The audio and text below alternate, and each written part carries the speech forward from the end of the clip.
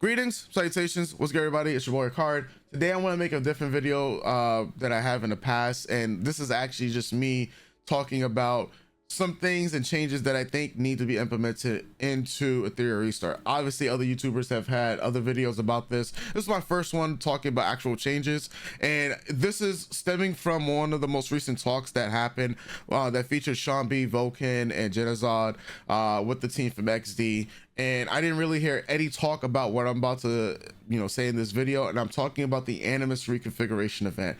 That needs to be permanent, but let me tell you why I believe it needs to be permanent and what, and how it can work most likely for XD and for the community at large. First things first, I'm a whale in this game, right? We spent a lot of money in the game. Etheria Restart, this game has made over $7 million according to the revenue. Of course, that's not profit, but the game right now has made a lot of money, right? And sure, what I might say might not be favorable for a lot of people that be like, oh my god, it's already about the gem economy. I think we can get a fair amount of gems in the game. Can it be better? Sure, but I believe from the very beginning of the game till now, players have been able to generate a lot of gems, right? But the Animus Reconfiguration Event is one area where I think both players and the development team can meet each other in the middle by making it permanent. Because one thing I should have addressed in yesterday's video is that we have two new characters, right? And Namor and Fu, but nobody can really build these characters or play with these characters unless you've been holding your perfect lattices from like the very beginning. And I'm going to talk about the perfect lattice economy in just a bit, but let me just address that the only way to play these characters is by one, getting these characters on your account, and then two, trying to see if these characters fit into what type of play styles that you want to do. There is no tutorial mode. This is not a fighting game. This is not one of those other games, right? And I'm not campaigning for tutorial mode. It would be nice. I know it's not something that's going to be implemented where you get to pick characters off a roster, put them into like a training mode to see how many lattices per character are actually needed to make them super effective, because everybody will just be like, you know what, we just want to have max stats for all of them. But we all know that's not going to be the case for the type of economy that we have in this game, because that is one of the biggest pain points, right? So with the Animus Reconfiguration Event, this will allow players to essentially try out all the new characters that do come out for the foreseeable future, right? You still have to roll, you still have to summon for these characters, whether you have been saving all of your gems or pulls, or have been farming them in the experience dungeons, or you buy them, right? So you still have to have the character on your account to try. But how are you supposed to know if these characters are good? Of course, until the character comes out, you get them on your account, and then you get the community talking at mass to figure out if these characters are going to be anywhere from tier 4 to like tier 0 broken, right? You just don't know. So you can have more people trying out these characters. Of course, this will induce a little bit more spending, because a lot of people will be like, well, now I feel compelled to try out every character because I have the Animus Reconfiguration Event to know that, all right, well, this character just needs like probably 3 lattices or 4 lattices invested into them on specific skills. They don't really need all their skills to be maxed out. It's not really needed.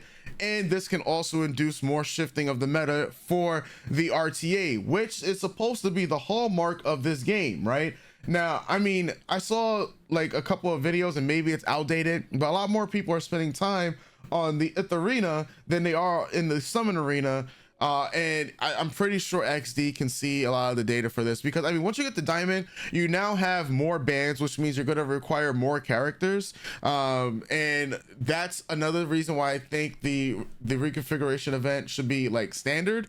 And how I'm suggesting for them to go about the monetization is to do the same exact thing that they did for the most recent one, which is where they had 1 free and then 2 paid options. But after you use it for the 3rd time, it should be 1,000 gems just moving forward. Of course, this would induce more people to hold on to their gems as free-to-play players, and for the people who are whaling in the game, also for the people who are making content about the game, whether they're doing it as a content creator, whether they're doing it to share with the community, whether they're doing it as a competitive player, does not really matter. But yes, more people will spend on these gems. Like if you think about it, in a week's time, for somebody who, let's say if they spend on the gems in the shop and they buy the option of the crystal trade, which is $100 for about 8,600 gems, right? Now realistically, nobody, well, I can't say nobody, but realistically people would be resetting their characters maybe, you know, 3-4 times, right? But this is truly for people that want to figure out what type of teams they want to run for PvP.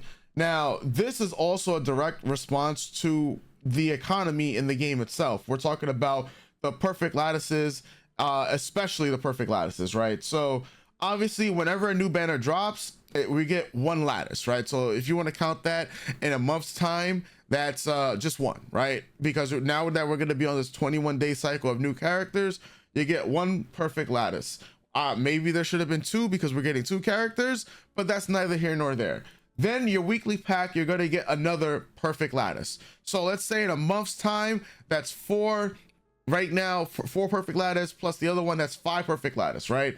So great, congratulations, you're able to get 1 skill to max level, right, in a month already. You got 5 perfect lattice, right? Then you go to the exchange shop.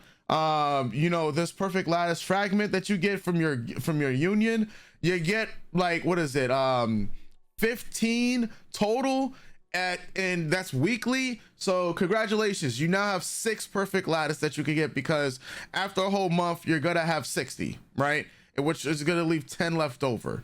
So congratulations, you have now 6 perfect lattice in a month. Now you go on to this store here, which is the summon shop, and correct me if I'm wrong, I believe this is on a 14-day period. So congratulations, you're gonna get 2 more perfect lattice for summoning. If you're summoning in mass, you know, if you're whaling in the game, you're gonna get 2 more perfect lattice. So congratulations, you have 8 perfect lattice. You are now able to have 2 characters have max skills. Congratulations, right? We go to the arena shop. I believe this is on a weekly schedule, right? So maybe this is another 4, and if I'm wrong, maybe if I'm wrong, then that means it's like 2. But congratulations, you get 2 to 4 more perfect lattice, which means you're able to max out a character in the entire month. And then you have this, which I know it's like at a rate of a month itself. So congratulations, you now have a maximum possible of, what is it, 12 lattices, 13 lattices in a month. Like, yeah, so you can max out 1 character right now with and this is just with the store. This is if you're doing PvP. This is not accounting for the other lattices that you have gotten by doing some of the other events that we have here in the hyperlink charter, right? You know, obviously some of these events here are going to lead to lattices at the very end. There's also the anti-sync echoes that can lead to lattices. I think bi-weekly they're giving us lattices, and some of the other events, like the most recent one did give a lattice as well. So it's like that's after month 1, right? But we're talking about for the future of the game.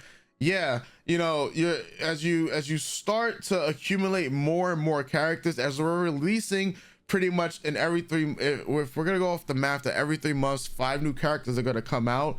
You know, if you make the Animus Reconfiguration Event permanent, yes, people are going to strip characters that they may not be using anymore in favor of the newer characters. But as you go in RTA, you're still going to need the investment of those lattices that come around every single week. So it's not as if, you know, as you strip characters and give it to newer characters, that people are not going to be building, you know, the older characters and whatnot, because especially if you're talking about PvP and RTA being the main crux of what you're going to be utilizing, sure, some people might just stop short of the Etheria Arena, right? And that's fair, but the true pinnacle for this game is going to be in the Summon Arena, right? You want as many people to be involved in Summon Arena as possible, because this is what you have been marketing. Now, the fact that we have to utilize PvE content in order to do the PvP content is one of the biggest pain points of the game, right? Because the game is not just a straight up PvP. And if we're gonna not have the Animus Reconfiguration Event, then the drops for Inferno should include perfect lattices, shards, okay?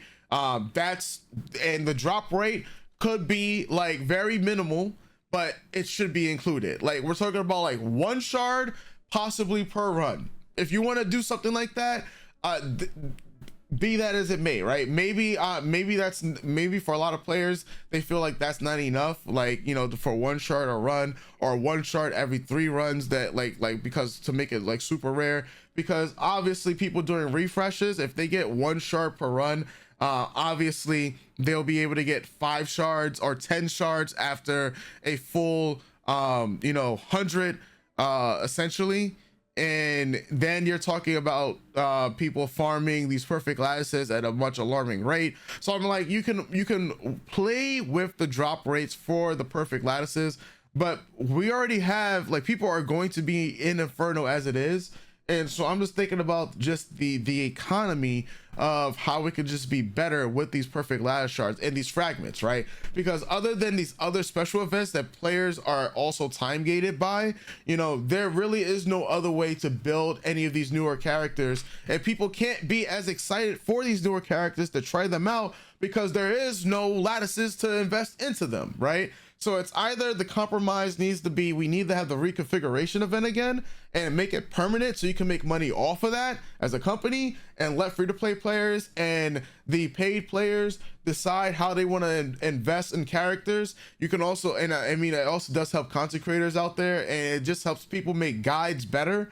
Also, like that's what I'm just thinking about right now. If there are downsides as a company that you feel the reconfiguration event would induce, it's one of those things why, well, like, why put it out there in the first place, right? Why make this a thing that players will have to look forward to, say on a season basis, right? Because and here's why I'm saying that for me, it doesn't really make sense to bring this back around on a season basis, because most likely what's going to happen after a season is done and we're going to have these new checks and balances, there's going to be way more characters that are going to be receiving nerfs and buffs than would allow for the Animus Reconfiguration Event, right? So if we're talking about 3 to 5 max, but you're buffing and you're nerfing like 20 characters, right? Then, you know, that affects way too many people who have investment into those characters, right? So that is, I'm looking at that being a foreseeable like issue. So at least with the reconfiguration event, you can have it that you get your 1 free a month, and then you get your 2 paid options. But after you do it the 3rd time, it's 1,000 gems for the remainder of the season. You can let people do it that way. And yes, that's what I think for the people who are paying the game. Obviously, $7 million of revenue plus has been made. So obviously people are willing to play and spend in the game. You could do something that a lot of other companies doesn't really allow, essentially, right? Now, that's because there is no training mode. If they did make a training mode, well, then that's something that would possibly change a lot of people's experience with the game, because a lot of people will probably also be in training mode to figure out, all right, well, here's Nahor, and you know what, I put in, you know, 2 lattices on his skill 1 and skill 2, and I maxed out his skill 3. I'm not saying this is what you should do, but you can have a training mode where you can pretty much plug and play the different lattices, figure out exactly if this is a character you want to build, have it so that people can have like can figure out different types of team synergies. Because yes, in the PvP arena, right, we'd have the option to make tournaments and stuff like that, like, you know, to do simulation battles, right, and create a room and all this other stuff. But, you know, maybe this is something that we can do now when we have access to the reconfiguration, because, you know, honestly, people at this top level that's all they're going to think about, theory crafting, right? You can unlock more monetization from, you know, having the Animus Reconfiguration event, while giving people, you know, a lot more time to experiment with team theory, especially once again, because, you know, PvP in esports, real-time arena, is going to be what is going to push this game, right? This is what you want to be the pinnacle of your game. When it comes to the regular, you know, standard defense team mechanism, I mean, that also gives people a chance to figure out what type of defense I want to run. Of course, this goes congruently with the other things that are pain points of the game, like the shell economy, like the Etheria coin. You know, those are things that we already know it's been beat over the head. Yes, those things need to change. and you know, to just make sure that it's better, because obviously it's kind of ridiculous that, you know, you can go to a shell and spend like 1 million without getting a red. Like I'm telling you, it's happened to me already beforehand, where it was like 30 rolls and I'm just like spinning to win out here. Like it's like this one, right?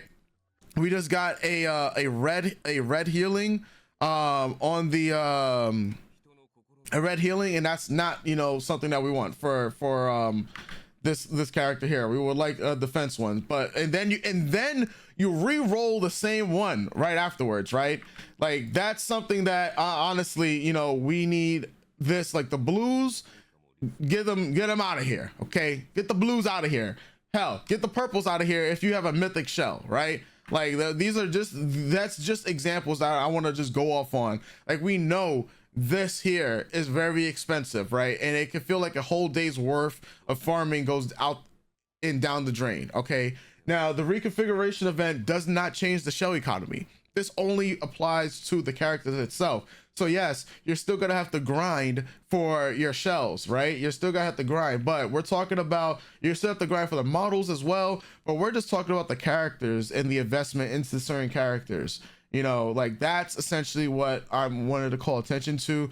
I know I yapped long enough, so I'm just gonna end the video here. Whether people agree with me or disagree with me, I can let me know in the comment section down below, but just let me know your thoughts about what I'm talking about. Am I crazy? Like, should the reconfiguration event not be a thing? Is it going to make things go out of balance? Or like, because I honestly do not believe that people are going to stop pulling on new characters. I think this will make people more excited to pull new characters and be like, all right, cool, I have a character I'm not really using, or I'm a free-to-play player and I'm looking really forward to like this character and their kit for what can accomplish for my team. And I think that's what essentially we would need. Now it's like either you make it permanent or you run this event like every 2 weeks. Like we need a compromise. The event needs to be around like not once a month. It needs to be either, you know, permanent or like every 2 weeks that people can expect for the reconfiguration, especially as, you know, we have so many patches to do hot fixes and stuff like that where things just aren't working the day of, you know, like, and honestly the time frame, you know, when these hot fixes do happen, for somebody that's in PvP, they're like, all right, well, I just invested into this character and guess what? They ain't doing the shit that they supposed to do. And I just took a couple of different L's. Yeah, we need a fix, right? So I don't know. I'll stop here. Let me know your thoughts, folks. And I'll catch you guys for the next video. Doses.